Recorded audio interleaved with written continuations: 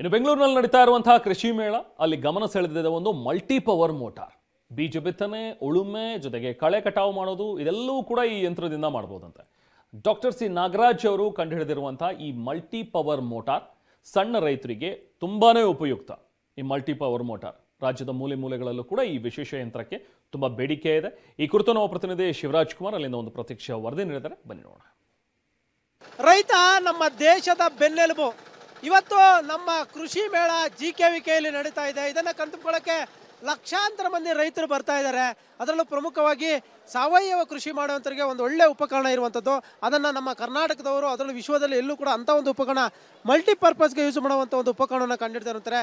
ಕಳೆ ತೆಗಿಬೋದು, ಉಳುಮೆ ಮಾಡ್ಬೋದು, ಬೀಜ ಬಿತ್ತನೆ ಮಾಡ್ಬೋದು, ಎಲ್ಲವನ್ನು ಕೂಡ ಒಂದೇ ಉಪಕರಣದಲ್ಲಿ ಮಾಡುವಂಥ ಒಂದು ಸಾಧನವನ್ನು ಇವರು ಕಂಡಿಡ್ದಿರುವಂಥದ್ದು.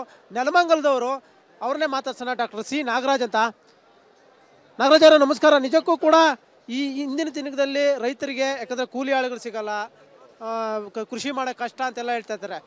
ಈ ರೀತಿಯಾದ ನೀವು ಒಂದು ಮಲ್ಟಿಪರ್ಪಸ್ ಉಪಯುಕ್ತವಂತ ಒಂದು ಕೃಷಿ ಉಪಕರಣ ಕಂಡುಹಿಡಿದ್ರೆ ಯಾವೆಲ್ಲ ಒಂದು ಇದಕ್ಕೆ ಬಳಸ್ಕೋಬೋದು ಇದನ್ನು? ಸೊ ಇದು ಏನಾಗ್ತಂದರೆ, ನಾನೇ ಒಬ್ಬ ಕೃಷಿಕನಾಗಿ ನನಗೆ ಹಲವಾರು ಸಮಸ್ಯೆ ಮೇಜರ್ ಸಮಸ್ಯೆ ಅಂದರೆ ಉಳುಮೆ ಮಾಡೋದು. ಟ್ರ್ಯಾಕ್ಟರ್ ಸಕಾಲದಲ್ಲಿ ಬರ್ತಾ ಇರಲಿಲ್ಲ, ಬಂದ್ರೂ ಅದು ಸುಮ್ಮನೆ ದಮಸ್ಸಾಗಿ ಕೆಲಸ ಮಾಡ್ತಾಯಿತ್ತು. ಒಂದು ಎರಡನೇದಾಗಿ ಈ ಲೇಬರ್ಗಳು ಅಂದರೆ ಈ ಕೃಷಿ ಕಾರ್ಮಿಕರದ ಒತ್ತಡ ಭಾಳಷ್ಟು ಇರ್ತಾಯಿತ್ತು. ಅವ್ರಿಗೆ ಕೆಲಸ ಎಷ್ಟು ಮಾಡ್ತಾಯಿತ್ತು ಅಂದರೆ ಯಾವುದೋ ಟೈಮಲ್ಲಿ ಬರ್ತಾ ಯಾವುದೋ ಟೈಮಲ್ಲಿ ಮಾಡ್ತಾಯಿದ್ರು. ಇದರಿಂದ ನಾನೇನು ಮಾಡಿದೆ, ಇದನ್ನೆಲ್ಲ ಮನಗೊಂಡು ಏನು ಮಾಡಿದೆ, ನಾನು ಈ ಯಂತ್ರ ಏನು ಮಾಡ್ತೀನಿ ಆವಿಷ್ಕಾರ ಮಾಡೋಕ್ಕೆ ನಾನು ಶುರು ಮಾಡಿದೆ. 35 ವರ್ಷಗಳ ಹಿಂದೆ ಈ ಯಂತ್ರನ ಆವಿಷ್ಕಾರ ಮಾಡೋಕ್ಕೆ ಇದೇ GKVK ಬಂದಿದ್ದೇನೆ. ಕೇಳಿದ್ಮೇಲೆ ಇಂಥ ಮಿಷಿನ್, ಈ ಕಾನ್ಸೆಪ್ಟಲ್ಲಿ ಮಿಷಿನ್ ಹೇಳಿದ ತಕ್ಷಣ ಇಲ್ಲ ಇದೆಲ್ಲೂ ಪ್ರಪಂಚದಲ್ಲ ಇಲ್ಲಪ್ಪ, ನೀನು ಮಾಡುವಂತ ನನಗೆ ಪ್ರೋತ್ಸಾಹ ಮಾಡಿದ್ರು. ಇದೇ ನಮ್ಮ GKVKನಲ್ಲಿ ಡಾಕ್ಟರ್ ಚೌಡೇಗೌಡರು ಅಂತ ಹೇಳಿದ್ದಾನೆ, ಇಂಜಿನಿಯರಿಂಗ್ ವಿಭಾಗದಲ್ಲಿ. ಆಮೇಲೆ ನಾನು ಶುರು ಮಾಡಿದೆ ಇದನ್ನು. ಉಳುಮೆ ಮಾಡ್ತಾ ಇದೇನಾಗ್ತಂದರೆ ಈಗ ಯಾವ ಮಟ್ಟಕ್ಕೆ ಬಂದಿದೆ ಅಂದರೆ ಎಲ್ಲ ರೀತಿಯಲ್ಲಿ ಕೆಲಸಗಳಿಗೆ ಉಪಯೋಗ ಮಾಡೋ ಥರ ಡೆವಲಪ್ ಮಾಡಿದ್ದೀನಿ.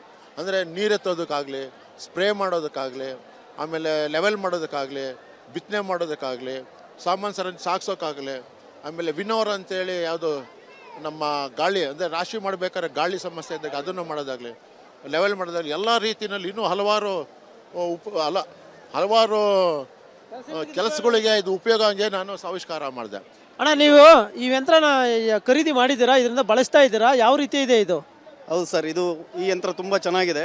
ನಾನು 2018ನೇ ಇಸ್ವಿಲಿ ಈ ಒಂದು ಯಂತ್ರನ ನಾನು ಇವರಿಂದನೇ ನೆಲಮಂಗಲಕ್ಕೆ ಬಂದು ಪರ್ಚೇಸ್ ಮಾಡ್ಕೊಂಡು ಹೋದೆ.